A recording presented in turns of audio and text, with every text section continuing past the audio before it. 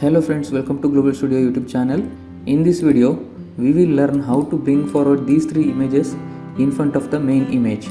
Without any delay, let's get started. Guys, this is very simple. First note down which one is the main image. 6 is the main image, right? And then select the images you want to bring forward. Select the image and drop it here. As you can see, I brought this image in front of the main image.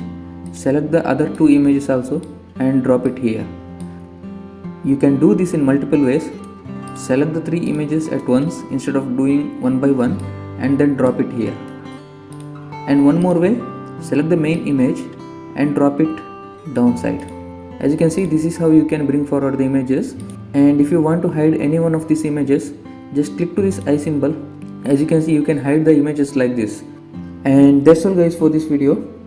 We will meet again in the next video. Bye bye.